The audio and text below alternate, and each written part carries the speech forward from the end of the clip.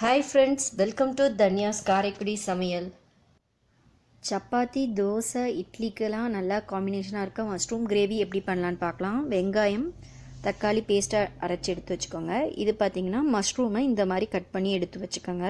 இதை விட சின்னதாகவும் கட் பண்ணிக்கலாம். ஒரு பச்சை மிளகாயை இந்த மாதிரி கீறி எடுத்து வச்சுக்கோங்க. கருவேப்பிலை, கொத்தமல்லி, மிளகாய்த்தூள், மல்லித்தூள், மிளகுத்தூள், மஞ்சத்தூள், சோம்புத்தூள், இஞ்சி பூண்டு பேஸ்ட், ஜீரகத்தூள், கரம் மசாலா. ஒரு பாத்திரத்தில் நல்லா ஹீட் ஆனதுக்கப்புறமா ஆயில் ஆட் பண்ணிக்கலாம். நல்லா ஆயில் ஹீட் ஆனதுக்கப்புறமா சோம்பு, கருவேப்பிலை, பச்சை மிளகாய் போட்டு நல்லா பொரிய விட்டதுக்கப்புறமா அரைச்சி வச்சுருக்க வெங்காயத்தை ஆட் பண்ணி வதக்கி விட்டுக்கோங்க. இப்போது இதற்கு தேவையான அளவு உப்பை நம்ம சேர்த்துக்கலாம்.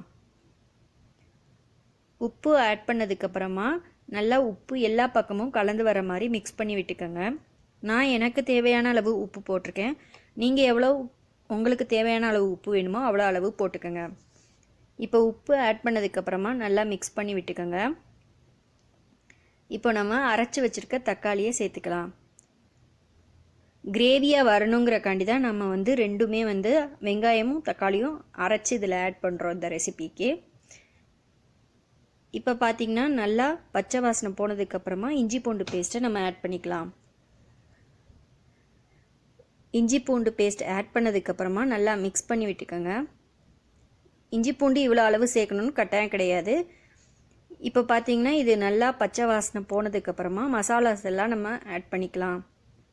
மிளகாய்த்தூள் 2 ஸ்பூன் ஆட் பண்ணிக்கிறேன். அடுத்து பார்த்திங்கன்னா மல்லித்தூள் ஆட் பண்ண போகிறேன்.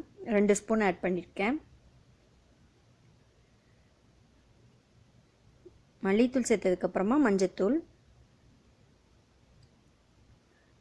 கரம் மசாலா 1 ஸ்பூன் ஆட் பண்ணியிருக்கேன். இப்போ ஜீரகத்தூள் சேர்த்துடலாம். அதற்கப்புறமா பெருஞ்சீரகத்தூள் 1 ஸ்பூன் சேர்த்துக்கலாம். இப்போ இது எல்லாமே நல்லா மிக்ஸ் பண்ணிவிட்டு நல்லா பச்சை வாசனை போகிற வரைக்கும் ஸ்டவ்லேயே இருக்கட்டும். லோ ஃப்ளேமில் வச்சுக்கோங்க. பெப்பர் இதுக்கு நான் மெயினாக சேர்க்குறனால அதிகமாகவே பெப்பர் சேர்த்துருக்கேன். ஒரு 2.5 ஸ்பூன் அளவு பெப்பர் சேர்த்துக்கோங்க. இப்போ இது எல்லா மசாலாஸும் நம்ம வெங்காயம், தக்காளி, இஞ்சி பூண்டோட நல்லா மிக்ஸ் ஆகிற மாதிரி நல்லா கலந்து விட்டுக்கோங்க. இதனோட பச்சை வாசனை போகிற வரைக்கும் லோ ஃப்ளேமில் வச்சுக்கோங்க. இதில் பார்த்திங்கன்னா நம்ம தண்ணி எதுவுமே ஆட் பண்ணல. இஞ்சி பூண்டு பேஸ்ட் அரைக்கும்போது மட்டும் கொஞ்சம் தண்ணி ஊற்றி சேர்த்து அதுதான் இது. இப்போ வரைக்கும் எந்த தண்ணியும் நான் இதில் ஆட் பண்ணல. இப்போ பார்த்திங்கன்னா பச்சை வாசனை போயிட்டு எண்ணெயெல்லாம் வெளியில் பிரிஞ்சு வர்ற ஸ்டேஜில் நம்ம நறுக்கி வச்சுருக்க மஷ்ரூமை ஆட் பண்ணிக்கலாம். நல்லா மஷ்ரூம் ஆட் பண்ணதுக்கப்புறமா எல்லா பக்கமும் மிக்ஸ் ஆகி வர்ற மாதிரி நல்லா மிக்ஸ் பண்ணி விட்டுக்கோங்க. ஸ்பைசஸ் உங்களுக்கு அதிகமாக தெரிஞ்சால் ஸ்பைசஸோட அளவை நீங்கள் கம்மி பண்ணிக்கலாம்.